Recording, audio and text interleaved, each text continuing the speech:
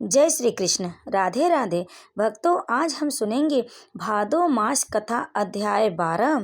जब गोपियों ने नन्हे श्री कृष्ण को पूतना की गोदी में निर्भय खेलते पाया तो वे तुरंत आ गई और उन्हें उठा लिया। माता यशोदा, रोहिणी तथा अन्य वृद्धा गोपियों ने तुरंत ही चंवर लेकर उनके शरीर की परिक्रमा करते हुए शुभ अनुष्ठान संपन्न किए। बालक को गोमूत्र से पूरी तरह नहलाया गया तथा पूरे शरीर में गोखुर से उठी धूल लगाई गई। इसका उद्देश्य नन्हे श्री कृष्ण को भविष्य की अशुभ घटनाओं से बचाना था। यह इस घटना से पता चलता है कि परिवार, समाज तथा प्राणी मात्र के लिए गाय की कितनी महत्ता है। श्री कृष्ण के दिव्य शरीर के लिए किसी संरक्षण की आवश्यकता नहीं थी, किंतु हमें गाय की महत्ता का उपदेश देने के लिए श्री भगवान के ऊपर गोबर का लेप किया गया, गोमूत्र से उन्हें नहलाया गया और गायों के चलने से उड़ी धूल उन पर छिड़की गई। इस शुद्धिकरण संस्कार के बाद यशोदा, रोहिणी समेत गोपियों ने विष्णु के नामों का उच्चारण किया, जिससे श्री कृष्ण के शरीर को समस्त कुप्रभावों से पूरी सुरक्षा प्राप्त हो सके। उन्होंने अपने हाथ पैर धोए और 3 बार जल का आचमन किया, जैसा कि मंत्र उच्चार के पूर्व करने का रिवाज है।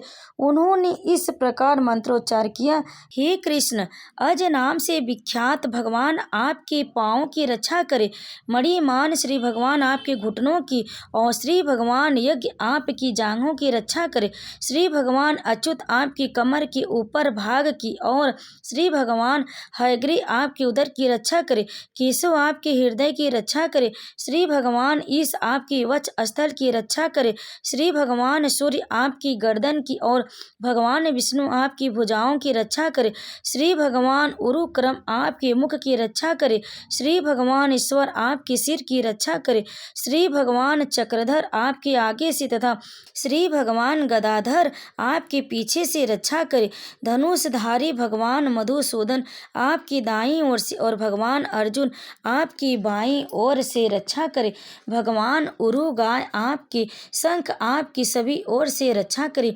भगवान उपेंद्र आपकी ऊपर से रक्षा करे। भगवान तार्क्ष पृथ्वी आपकी रक्षा करे। भगवान हलधर आपकी चारों ओर से रक्षा करे। भगवान हषिकेश आपकी समस्त इंद्रियों की रक्षा करे। भगवान श्री नारायण आपके श्वास की और श्वेत दीप के स्वामी नारायण आपके हृदय की और योगेश्वर मन की रक्षा करे। ऋषि गर्भ आपकी बुद्धि की रक्षा करे और श्री भगवान आपकी आत्मा की रक्षा करे। आपके खेलते समय भगवान श्री गोविंद आपकी चारों दिशाओं से रक्षा करे और जब आप सो रहे हो तो भगवान माधव आपकी सारे संकटों से रक्षा करे। जब आप चल फिर रहे हो तो वैकुंठ के स्वामी आपको नीचे गिरने से बचाएं। जब आप बैठे हो तो भगवान श्री नारायण आपको सारी सुरक्षा प्रदान करे और जब आप खा रहे हो तो समस्त यज्ञों के स्वामी आपकी सभी प्रकार से रक्षा करे। इस तरह माता यशोदा बालक के शरीर के विभिन्न अंगों की रक्षा के लिए विष्णु के विविध नामों का उच्चारण करने लगी। माता यशोदा का दृढ़ विश्वास था कि वे अपने पुत्र की रक्षा डाकिनियों, यातुधानियों, कुष्मांडों, यक्षों, राक्षसों, विनायकों, कोटरा, रेवती, ज्येष्ठा, पूतना, मातृकाओं, उन्मादों तथा इसी प्रकार के अन्य भूत प्रेतों से कर सकेंगी, जो मनुष्य को उनके निजी अस्तित्व के बारे में भुलवा देता है तथा प्राणों एवं इंद्रियों को कष्ट पहुंचाते हैं। ये कभी कभी स्वप्न में आते हैं और उत्पात मचाते हैं, तो कभी ये वृद्धा स्त्रियों के रूप में प्रकट होकर नन्हे मुन्ने बालकों का रक्त चूसते हैं। किंतु जहाँ भगवान नाम का कीर्तन होता है वहाँ पर ये भूत प्रेत ठहर नहीं पाते। माता यशोदा को गायों तथा विष्णु के पवित्र नाम के वैदिक आदेशों के विषय में दृढ़ विश्वास था, अतः उन्होंने अपने पुत्र श्री कृष्ण की रक्षा के लिए इन दोनों की शरण ग्रहण की। उन्होंने विष्णु के समस्त नामों का उच्चारण किया, जिससे वे अपने पुत्र की रक्षा करें। वैदिक संस्कृति में आदिकाल से गोपालन तथा विष्णु नाम के कीर्तन पर बल दिया गया है और आज भी ऐसे व्यक्ति जो वैदिक प्रणाली का अनुगमन करते हैं, विशेषतः गृहस्थ लोग, कम से कम 1 दर्जन गाय पालते हैं और अपने घर में स्थापित भगवान विष्णु के आचार्य विग्रह की पूजा करते। जो लोग कृष्ण भावनामृत में उन्नति कर रहे हैं उन्हें इस कार्यकलाप से पाठ सीखना चाहिए और गायों तथा विष्णु के शुभ नाम से रुचि लेना चाहिए। वृंदावन की वयस्क गोपिकाएं श्री कृष्ण की प्रेम में इतनी लीन थीं कि वे श्री कृष्ण को हर तरह से बचाना चाहती थी। यद्यपि उन्हें इसकी आवश्यकता न थी, क्योंकि उन्होंने पहले ही अपने को सुरक्षित कर रखा था। ये नहीं समझ सकती थी कि श्री कृष्ण श्री भगवान है, जो बाल रूप धारण किए क्रीड़ा कर रहे थे। बच्चों की रक्षा संबंधी अनेक औपचारिकताएं के बाद भगवान माता यशोदा ने श्री कृष्ण को अपनी गोद में लेकर अपना दूध पिलाया। जब बालक की विष्णु मंत्र से रक्षा कर ली गई तो माता यशोदा को लगा कि वह सुरक्षित है। इसी बीच सारे ग्वालों जो कर जमा करके मथुरा गए थे लौट कर आ गए, और वे सब पूतना के विशाल मृत शरीर को देखकर स्तंभित रह गए। नंद महाराज को वसुदेव की भविष्यवाणी स्मरण हो आई और वे उन्हें एक ऋषि तथा योगी मानने लगे, अन्यथा वे यह कैसे बता सकते थे कि वृंदावन से उनकी अनुपस्थिति की अवधि में कोई घटना होने वाली है। इसके बाद ब्रज के समस्त वासियों ने पूतना के विशाल शरीर के खंड खंड कर डाले और उसे जलाने के उद्देश्य से लकड़ी की चिता बना दी। जब पूतना के शरीर के अंग जल रहे थे तो अग्नि के उठे धुएं से अंगूरों की सुगंधी छा रही थी। यह सुगंध श्री कृष्ण द्वारा वध किए जाने के कारण थी। इसका अर्थ यह हुआ कि असुरनी पूतना के सारे पाप धुल गए थे और उसे स्वर्गिक शरीर प्राप्त हो गया था। यहाँ ऐसा उदाहरण प्राप्त होता है कि भगवान कितने सर्व कल्याणकारी हैं।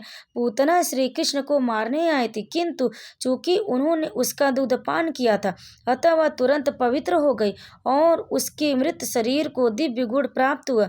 उसका एकमात्र कार्य छोटे छोटे बालक को मारना था। उसे केवल रक्त प्रिय था, किंतु श्री कृष्ण के प्रति द्वेष रखते हुए भी उसे मोक्ष प्राप्त हुआ, क्योंकि उसने श्री कृष्ण को अपना दूध पिलाया था। अतः उन लोगों के विषय में क्या कहा जाए जो माता के रूप में श्री कृष्ण को अत्यंत प्रिय हैं और जो अत्यंत प्रेम पूर्वक सदा उनकी सेवा करते हैं, जो हर जीव के परमात्मा है और पूर्ण पुरुषोत्तम भगवान है। इससे यह निष्कर्ष निकलता है कि भगवान की सेवा में लगाई गई अल्प शक्ति भी अपार दिव्य प्रदान करने वाली है। इसकी व्याख्या श्रीमद् भागवत गीता में की गई है। श्री कृष्ण चेतना में की गई है। भक्ति इनकी दिव्य है कि जाने अनजाने श्री कृष्ण की थोड़ी सी भी सेवा से बड़ा लाभ प्राप्त होता है। किसी वृक्ष के पुष्प अर्पित करके श्री कृष्ण की पूजा करना भी उस जीवात्मा के लिए लाभप्रद है जो वृक्ष के अस्तित्व तक सीमित है। जब श्री कृष्ण को फूल और फल अर्पित किए जाते हैं तो प्रत्यक्ष रूप से उस वृक्ष को भी लाभ पहुंचता है जिसमें वे फल फूल लगे थे। अतः अर्चना विधि हर एक के लिए लाभप्रद। श्री कृष्ण ब्रह्मा तथा शिव जैसे महान देवों द्वारा पूज्य हैं और पूतना इतनी भाग्यशालिनी थी कि वही श्री कृष्ण बालक रूप में उसकी गोदी में खेले। श्री कृष्ण की वे ही चरण कमल जो ऋषियों तथा भक्तों द्वारा आराध्य पूतना के शरीर पर पड़े। लोग श्री कृष्ण की पूजा करके भोजन की भेंट चढ़ाते हैं, किंतु उन्होंने तो पूतना के शरीर से स्वतः दूध पान किया। इसलिए भक्तगण प्रार्थना करते हैं कि यदि पूतना जैसी शत्रुणी केवल दूध पिला करके इतना लाभ प्राप्त कर सकती है तो फिर प्रेम तथा स्नेह से श्री कृष्ण की पूजा से प्राप्त होने वाले लाभ का अनुमान भला कौन लगा सकता। अतः मनुष्य को चाहिए कि केवल श्री कृष्ण की ही पूजा करे, जिससे कई लाभ प्राप्त होते हैं। यद्यपि पूतना दुष्टात्मा थे, किंतु उसे भगवान की माता के समान उच्च पद प्राप्त हुआ। अतः यह स्पष्ट है कि गायें तथा वयस्क गोपियां भी जो श्री कृष्ण को दूध देती थी दिव्य पद को प्राप्त हुए। श्री कृष्ण किसी को भी कुछ भी मुक्ति से कोई लेकर भी कल्पनीय भौतिक वस्तु दे सकते थे। अतः पूतना के मोक्ष में कोई संदेह नहीं कि जिसके शरीर से श्री कृष्ण ने दूध पान किया, और उन गोपियों के मोक्ष के संबंध में क्या संदेह हो सकता है जिन्हें श्री कृष्ण इतने प्रिय थे। निसंदेह जिन समस्त गोपियों तथा ग्वालों एवं गायों ने वृंदावन में अत्यंत प्रेम तथा स्नेह से श्री कृष्ण की सेवा की, वे सब इस भौतिक संसार की दयनीय दशा से मुक्त हो गए। जब समस्त वृंदावन वासियों की नाकों में पूतना के जलने से उत्पन्न धुएं की सुगंध गई तो वे एक दूसरे से पूछने लगी, यह सुगंध कहाँ से आ रही है।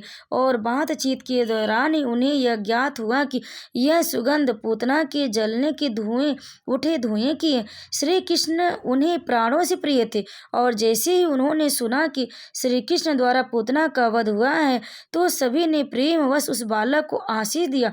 पूतना के जल जाने के पश्चात नंद महाराज घर आए और तुरंत ही बच्चे को गोद में उठाकर उनका सिर चूमा। इस प्रकार वे परम संतुष्ट हुए कि उनका नन्हा सा बालक इस महान विपदा से बच गया। श्री सुखदेव जी स्वामी उन समस्त व्यक्तियों को आशीर्वाद देते हैं जो श्री कृष्ण द्वारा पूतना वध के इस वृत्तांत को सुनते हैं, क्योंकि उन्हें निश्चय ही श्री गोविंद की वरदान की प्राप्ति होगी। जय श्री कृष्ण। और यह अध्याय यहीं पर समाप्त हुआ। इस अध्याय को अंत तक सुनने के लिए आप सभी भक्तों का बहुत बहुत धन्यवाद।